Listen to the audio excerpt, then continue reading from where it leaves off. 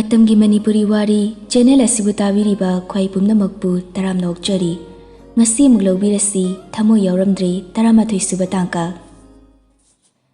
yeknaba haibasi pamjaba kana amadi leirambasi yai adubu hariba wahai asibu yamna pamjadaba kana amasu leitaba natte maming tatabada maning handuna chatpa kaya ama leiribani tasingna wahai asigi marumda lumduna leiriba atra kaya asi aduki matik sathiba ngaktani Mana tauba ngamdaba lehende pumnamak magi khubam nungda thamba ngambani Sanana hotel da mayamga leiringai phone lakpa duda paikhatuna yenglubani staff amagi oirami kai leirage haina hangbada ceremony na office da tu balak na bahaiduna khangalei haibadagi sana mafam adu thadoktuna office ta han lai mani gi office room da changlaktuna famthai mana hek changlakpaga leiramba mani adu hawattuna khudang da siri bagari adu yengna file ama sana da piduna haidai Houzik aingonda hekolekol dagi call ama laami official oina ahan boina torpa call ni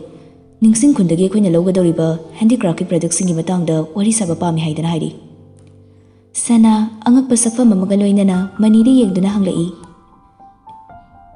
kai no haisiba sir mi yamna unabasi yadi sumna tagi aikhogi company sigi mahut silaga ama aduga makhoi gi so amakak tawraga unasi aduga wari sa se haidana hairi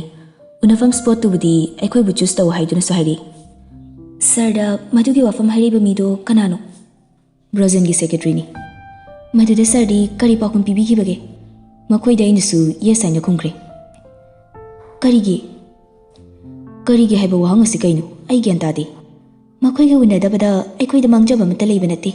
hauzik leiriba thabak asi aikoi gi site chaw chaw na leiribani makoi gi di yamna chawna mangjabani makoi gi mangjaba du hangatna ba hanabani Makoi gi loss oribado phagatna ba honabada aikoi da haijaba yabagi chance amna wangibani pumna maksigi mathakta aikoi da makoi na mukfawba til tongna ba hona kibilaitri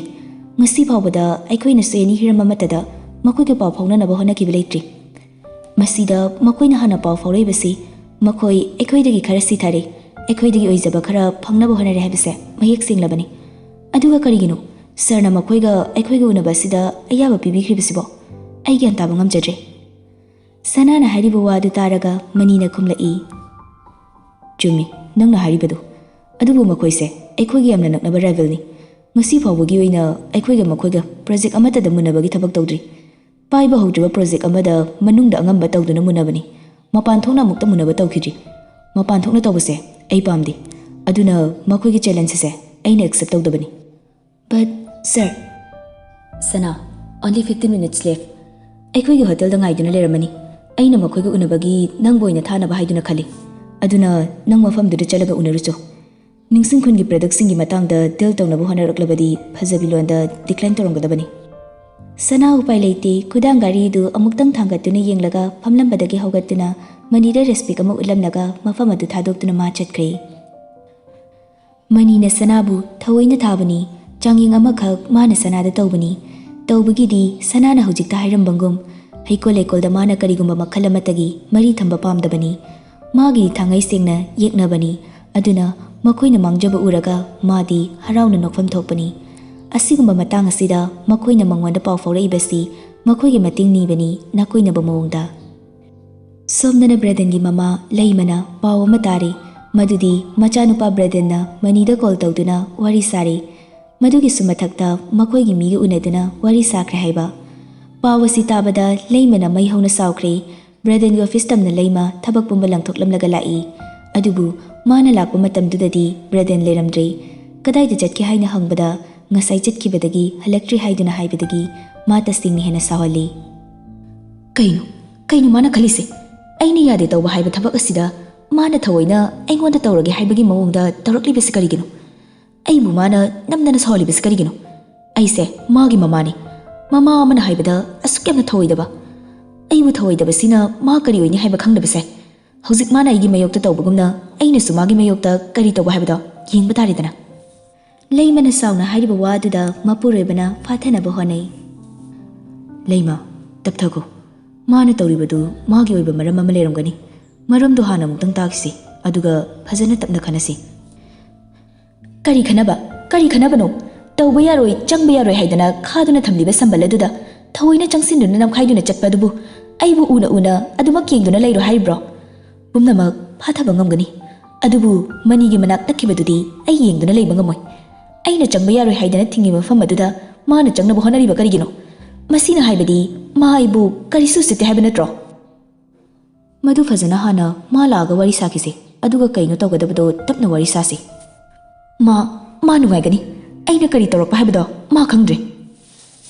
ꯉꯥꯡꯅꯔꯤꯉꯩ ꯇꯟꯖꯥ ꯑꯗꯨꯗ ꯕ꯭ꯔꯗꯦꯟ ꯃꯈꯣꯏꯅ ꯂꯩꯔꯤꯕ office ꯑꯗꯨꯗ ꯆꯪꯂꯛꯏ ꯃꯆꯥꯅꯨꯄꯥ ꯆꯪꯂꯛꯄ ꯎꯕꯗ ꯑꯁꯥꯎꯕꯅ ꯐꯥꯊꯕ ꯉꯝꯗ꯭ꯔꯕ ꯂꯩꯃꯅ ꯆꯪꯁꯤꯜꯂꯛꯇꯨꯅ ꯕ꯭ꯔꯗꯦꯟꯒꯤ ꯈꯖꯥꯏꯗ ꯈꯨꯄꯥꯛꯅ ꯊꯥꯔꯛꯏ ꯑꯃꯨꯛꯇ ꯊꯥꯕꯗꯨꯗ ꯄꯦꯟꯗ꯭ꯔꯗꯨꯅ ꯑꯃꯨꯛꯀꯁꯨ ꯊꯥꯔꯛꯏ ꯃꯈꯨꯠ ꯈꯨꯗꯣꯝꯕꯤ ꯊꯤꯟꯗꯨꯅ ꯃꯆꯥꯅꯨꯄꯥꯗ ꯉꯥꯡꯕ ꯍꯧꯔꯛꯏ ꯅꯪ ꯑꯩꯕꯨ ꯎꯁꯤꯠꯇꯦ ꯅꯠꯇ꯭ꯔꯥ ꯑꯩꯅ ꯇꯧꯕ ꯌꯥꯔꯣꯏ ꯄꯨꯟꯕ ꯌꯥꯔꯣꯏ ꯍꯥꯏꯗꯨꯅ ꯊꯤꯡꯂꯒ ꯊꯝꯂꯤꯕ ꯃꯐꯝ ꯑꯗꯨꯗ ꯅꯪꯅ ꯆꯪꯗꯨꯅ ꯋꯥꯔꯤ ꯁꯥꯕꯒꯤ ꯃꯔꯝ ꯀꯔꯤꯒꯤꯅꯣ ꯅꯃꯥ ꯅꯄꯥ ꯑꯩꯈꯣꯏꯕꯨ ꯌꯣꯟꯕꯒꯤ ꯅꯪꯉꯣꯟꯗ ꯐꯪꯂꯤꯕ ꯇꯣꯡꯖꯕꯁꯦ ꯀꯔꯤꯅꯣ ꯕ꯭ꯔꯗꯦꯟꯗꯨ ꯃꯌꯥꯗ ꯑꯃꯨꯛꯇꯪ ꯆꯤꯛꯁꯤꯟꯗꯨꯅ ꯃꯃꯥꯏꯗꯨꯗ ꯁꯤꯡꯂꯤ ꯑꯃꯨꯛꯇꯪ ꯐꯠꯀꯍꯜꯂꯕ ꯃꯇꯨꯡ ꯃꯃꯥꯗ ꯌꯦꯡꯗꯨꯅ ꯈꯨꯝꯂꯛꯏ ꯃꯥ ꯑꯩꯗꯤ ꯏꯃꯥꯅ ꯍꯥꯏꯕ ꯏꯟꯖꯕꯅꯤ ꯑꯩꯒꯤꯅꯦ ꯍꯥꯏꯅ ꯄꯤꯔꯤꯕ ꯊꯕꯛ ꯑꯗꯨ ꯃꯥꯏ ꯄꯥꯛꯅ ꯂꯣꯏꯁꯤꯟꯕ ꯉꯝꯅꯕ ꯍꯣꯠꯅꯕꯅꯤ ꯅꯪꯅ ꯇꯧꯔꯤꯕ ꯊꯕꯛꯇꯨꯗ ꯃꯅꯤꯅ ꯅꯪꯕꯨ ꯅꯨꯡꯁꯤꯗꯨꯅ ꯅꯪꯅ ꯄꯥꯝꯂꯤꯕ ꯄꯣꯠ ꯑꯗꯨꯕꯨ ꯏꯔꯥꯏ ꯂꯥꯏꯅ ꯄꯤꯔꯛꯀꯅꯤ ꯈꯟꯕ꯭ꯔꯣ ꯅꯪꯅ ꯇꯧꯔꯤꯕꯗꯨꯒꯤ ꯀꯥꯟꯅꯕ ꯀꯔꯤ ꯐꯪꯒꯦ ꯍꯥꯏꯅ ꯅꯪꯅ ꯈꯟꯕꯒꯦ ꯅꯁꯥꯒꯤ ꯏꯖꯠꯅꯤ ꯅꯪꯅ ꯌꯣꯜꯂꯨꯔꯤꯕꯗꯣ ꯅꯪꯕꯨ ꯀꯅꯥ ꯅꯨꯡꯁꯤꯕꯤꯒꯅꯤ ꯈꯟꯅ ꯅꯪꯅ ꯇꯧꯔꯨꯔꯤꯕꯅꯣ ꯍꯦꯟꯅ ꯀꯔꯦꯝꯅꯗꯨꯅ ꯅꯪꯉꯣꯟꯗ ꯅꯣꯛꯁꯤꯜꯂꯛꯄ ꯅꯠꯇꯅ ꯅꯪ ꯀꯔꯤ ꯀꯥꯟꯅꯕ ꯐꯪꯉꯛꯀꯦ ꯅꯪꯅ ꯎꯅꯔꯤꯕ ꯃꯤꯗꯨꯅ ꯅꯪꯕꯨ ꯀꯔꯝꯕ ꯏꯀꯥꯏꯈꯨꯝꯅꯕ ꯎꯠꯂꯛꯀꯦ ꯀꯔꯝꯕ ꯋꯥꯉꯥꯡ ꯉꯥꯡꯉꯛꯀꯦ ꯅꯪꯅ ꯍꯥꯏꯕ ꯋꯥ ꯑꯃꯠꯇ ꯃꯈꯣꯏꯅ ꯌꯥꯔꯛꯄ꯭ꯔꯣ ꯃꯈꯨꯠ ꯈꯨꯗꯣꯝꯕꯤꯗꯨꯅ ꯕ꯭ꯔꯗꯦꯟꯒꯤ ꯊꯕꯥꯛꯇ ꯏꯟꯗꯨꯅ ꯁꯥꯎꯅ ꯍꯥꯏꯔꯛꯏ ꯕ꯭ꯔꯗꯦꯟꯁꯨ ꯇꯞꯅ ꯑꯗꯨꯃꯛ ꯈꯨꯝꯂꯛꯏ ꯊꯕꯛ ꯑꯃ ꯇꯧꯗ꯭ꯔꯤꯉꯩ ꯑꯩꯈꯣꯏꯅ ꯍꯥꯟꯅ ꯋꯥꯔꯦꯞ ꯂꯧꯊꯣꯛꯄꯗꯤ ꯂꯥꯟꯒꯅꯤ ꯌꯥꯔꯛꯂꯣꯏ ꯎꯁꯤꯠꯂꯣꯏ ꯍꯥꯏꯕ ꯋꯥꯐꯝꯁꯤꯡ ꯑꯗꯨꯗꯤ ꯑꯩꯈꯣꯏꯅ ꯚꯥꯞꯅ ꯁꯥꯗꯨꯅ ꯈꯟꯖꯤꯟꯕ ꯋꯥꯈꯜꯅꯤ ꯃꯁꯤ ꯍꯦꯛꯇ ꯃꯈꯣꯏꯅ ꯍꯥꯏꯔꯛꯀꯅꯤ ꯇꯧꯔꯛꯀꯅꯤ ꯍꯥꯏꯕ ꯑꯩꯈꯣꯏꯅ ꯈꯪꯕ ꯅꯠꯇꯦ ꯃꯁꯤꯕꯨ ꯈꯪꯗꯣꯛꯅꯕ ꯑꯩꯅ ꯌꯦꯡꯕꯅꯤ ꯑꯩꯅ ꯃꯈꯣꯏꯒꯤ ꯎꯅꯔꯨꯕ ꯑꯗꯨꯗ ꯃꯈꯣꯏꯅ ꯍꯧꯖꯤꯛ ꯀꯔꯤ ꯈꯜꯂꯤꯕ ꯀꯔꯤ ꯄꯥꯝꯂꯤꯕ ꯍꯥꯏꯕ ꯑꯁꯤꯕ ꯋꯥꯐꯝꯗꯣ ꯑꯩ ꯈꯪꯉꯤ ꯋꯥꯈꯜꯗꯨ ꯁꯥꯒꯠꯇꯨꯅ ꯈꯪꯕꯗꯨ ꯅꯠꯇꯕ ꯇꯁꯦꯡꯕ ꯋꯥꯐꯝꯗꯨꯅꯤ ꯑꯩꯅ ꯈꯪꯂꯛꯂꯤꯕꯁꯤ ꯅꯪꯅ ꯈꯪꯗꯨꯅ ꯂꯩꯔꯕ ꯋꯥꯗꯨ ꯑꯃꯨꯛ ꯈꯪꯅꯕ ꯍꯣꯠꯅꯕꯗ ꯑꯩꯈꯣꯏꯒꯤ ꯏꯖꯠꯇꯤ ꯀꯌꯥ ꯌꯥꯝꯅ ꯁꯣꯛꯑꯦ ꯍꯥꯏꯕꯁꯦ ꯅꯪ ꯈꯪꯕ꯭ꯔꯥ ꯑꯩꯈꯣꯏ ꯑꯁꯤꯕꯨ ꯃꯈꯣꯏꯅ ꯀꯔꯝꯕ ꯃꯈꯜꯒꯤ ꯃꯤꯠꯌꯦꯡ ꯉꯝꯒꯅꯤ ꯍꯥꯏꯕ ꯅꯪ ꯈꯪꯗ꯭ꯔꯦ ꯑꯩ ꯍꯥꯏꯒꯦ ꯃꯨꯟꯅ ꯇꯥꯎ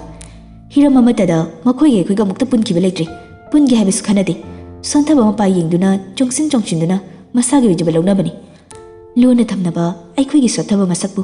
ꯅꯪꯅ ꯆꯠꯇꯨꯅ ꯑꯩꯈꯣꯏ ꯑꯁꯤ ꯌꯧꯅ ꯁꯣꯠꯊꯔꯦ ꯍꯥꯏꯗꯨꯅ ꯎꯠꯂꯨꯔꯤꯕꯁꯦ ꯑꯆꯨꯝꯕꯅꯤ ꯍꯥꯏꯅ ꯅꯪꯅ ꯈꯟꯕ꯭ꯔꯣ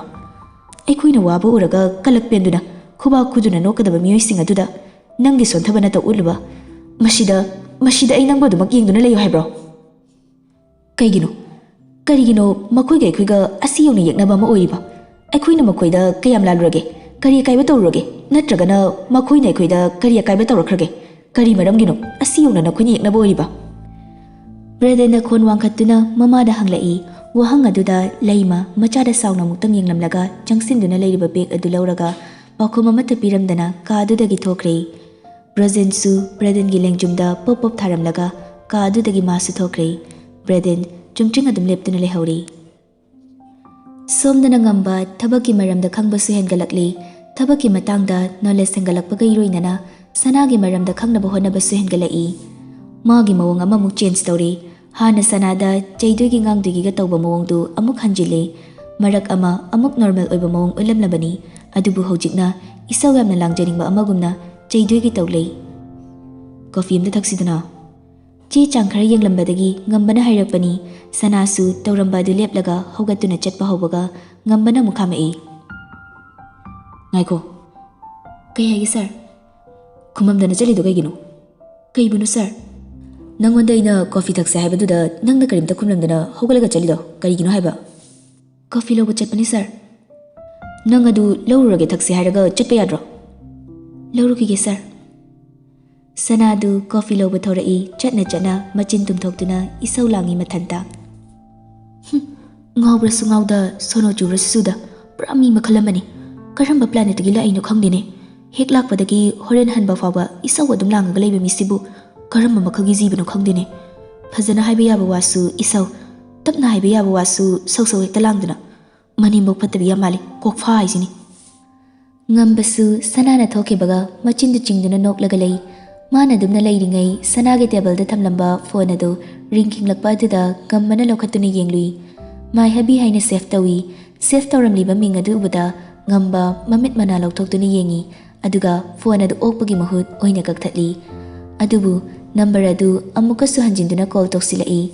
Handakti ngamba fat okhalaga nakongda thangjinbaga mana wa haiba nangdringai asomdagi yak yak lawba khonjelda laktuna hairei. Bet nupi mahabet nang han hatoga ai kona sige nang kai le yam thuna hairo nang hatpa huji ai la da bane yam thuna hairo nang huji kai le. Khonda aside tapna haiba ya da bazalo sibo. Kanano nang namo phone mapu kai sakrage phone mapu da pa hello. Phone mapu leite kaino nang na haini muda hairo ingonda. Hey pa kaino nang na thogam da leitro chalo na thog doruso phone do mapu da piyo. Karino ithong ni ne na torise. Ngang kreda khoidong na khoidong sagat pane nangon doina tainarak tana ari mada phone uba kudingi ipai thivai hauzani nang uzi. Sathi bugam sarisina kamdau banu mi di pungchau chawromoi khonda si pungchau chawba mi na ngang da banate ba. Yam wang chawbra ha kaya muk yam na wang chawba mi nang phone mapu hatringai da nang han hatke kaidano noina leiri sairo ai laki wang chawba body du nongmai meru theiba ngamri yenge bauzi. Hai dhakti pura pocket dog ni ne. Hai local do pocket dog kai sanana lipa kya piraga nek panu nang ha nupa ni bu chindi tena wagi tap da fazana train to bira mali ne. Coffee cup ama piraga nek ba sana ge satrane haiba tare ne. Ses loyal khoi do oza ge satrani ko. Tanjadu da sana su coffee cup ama paiduna changlai magi phone du ngambana nakong da thamduna wari sabagi mataw du ubada changsilaktuna pairakliba coffee du tapna thamlaga ngambada yengduna hanglai. Sir, aigi phone atro. Ngambana sanada yengduna phone adu don sinuna khummi. Khoyo zala e pokedo. Sanadu ngambada haifet yenglamlaga fat changsinduna ngambagi nakongdagi phone adu muli aduga screen adu da thoiba ming adu yengi madu ubada ngambada suktuni yenglamlaga phone adu nakongda thamaga mafam adudagi thokre. Ngambana thokriba sanabu yengduna nokmi coffee du thangatuna tapna soli. Aikoi oza aisini. Mana coffee cup tu thakpa loirakpada sanadu changlaktuna magi mangda leplei makut ani du mamangda punduna leplaga asum laiba duda ngamba pisumani du inkhatuna yenglaga hairei. Kaino kaidorage? Sir ai minute 30 mukta mapan thoge. Noi habi unaruge hairo. Yagadra sir. Yarida ai thanda kamai lehuduino. Mi nei faro pura chatkradi madu responsibility do nang puba ngamadro. Kuiroye sir. Sir na sida leiriba file si yengba loirakpada ai soidana hanjarake. Yaro hami kaino hanjin han basibo. Sanadu wa makata na haizaba sungamjada lep iba mawong aduda adum leptuna leiba duda ngambana file ma hangdoktuna yenglaga hairei. CM da gyantana ma explain tawrlo adu lep leidu saru. Sana su pai leitana changsinduna ngambana hariba adu gyantana ba haiduna taktuna laikre. Minute kunmuki matung kaadu da thabak subi nupi ama changlaktuna hairei. Sir, nupi amana sanabu unagi haiduna lai changanjaro haibra. Ngamba sanada haifet ingi sanadu matha sabagi mawongda mamai adu nakanda laithoktuna laikhiba aduda ngambana nupi du yengduna khumlai. Changalo sida. Pani sir. Nupi du na thokiba ikan kanadana laina makut namana bektu yanduna isaw sawba mawongda khongkap makol thokna kadu de changlai. Ngambaga sanaga famdun laibidu ubada ngambada haifet inglamlaga sanagi mangda leptuna mamit anidu ariba makai suktuna sum yengduna lei. Magi mawongduda ngambana machinna machingkhatuna noklaga hairei. Pokedog. Lainadu ngambada yengduna hairei. Local dog. Sanana haugatuna lainabu makut paiduna chingaga puthoknaba tawbadu lainana makuttu fatkan thoktuna chairei. Sidadum sasina warido kaino nang sigi local dog se nang kiriro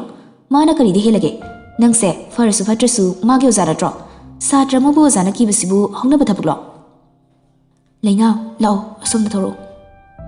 Lainadi sanana haribadu tabagi mahud ngambada onsinduna pisumgadu inkhatuna hanglai.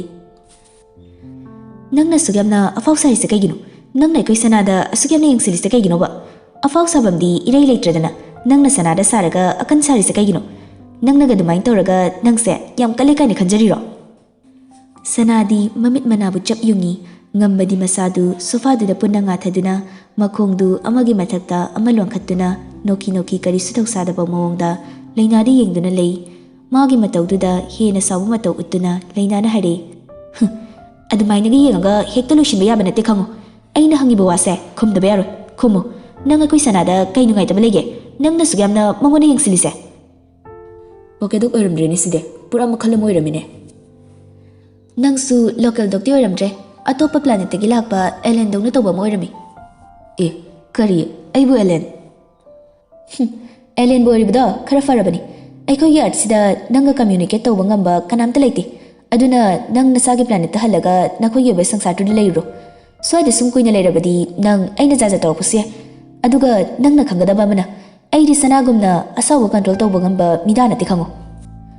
ꯉꯝꯕꯗꯨ ꯐꯝꯂꯝꯕꯗꯒꯤ ꯇꯞꯅ ꯍꯧꯒꯠꯂꯛꯇꯨꯅ ꯁꯅꯥꯒꯤ ꯍꯦꯛ ꯅꯥꯀꯟꯗ ꯆꯪꯁꯤꯟꯗꯨꯅ ꯂꯦꯞꯄꯤ ꯑꯗꯨꯒ ꯃꯃꯤꯠꯇꯨꯅ ꯂꯩꯅꯥꯗ ꯌꯦꯡꯗꯨꯅ ꯍꯥꯏꯔꯛꯏ ꯁꯅꯥ ꯅꯣꯏ ꯍꯕꯤꯁꯦ ꯌꯥꯝ ꯑꯐꯥꯎ ꯁꯥꯕꯗꯧꯅ ꯇꯧꯗ꯭ꯔꯣ ꯍꯕꯤ ꯑꯃ ꯁꯤꯜꯂꯁꯤꯗꯅ ꯅꯪꯒꯤ ꯋꯦꯇꯤꯡ ꯂꯤꯁ ꯃꯌꯥꯝꯒꯤ ꯃꯔꯛꯇꯨꯗ ꯑꯩꯁꯦ ꯑꯍꯥꯟꯕꯗ ꯂꯩꯔꯒꯦ ꯌꯥꯔꯕ ꯅꯠꯇ꯭ꯔꯣ ꯉꯝꯕꯅ ꯑꯣꯟꯁꯤꯟꯗꯨꯅ ꯍꯥꯏꯔꯛꯂꯤꯕ ꯋꯥꯗꯨꯗ ꯁꯅꯥ ꯇꯔꯪ ꯆꯠꯄ ꯃꯈꯩ ꯉꯝꯕꯗ ꯌꯦꯡꯂꯛꯏ ꯂꯩꯅꯥꯁꯨ ꯉꯝꯕꯗ ꯑꯉꯛꯄ ꯑꯃꯒ ꯂꯣꯏꯅꯅ ꯌꯦꯡꯂꯛꯏ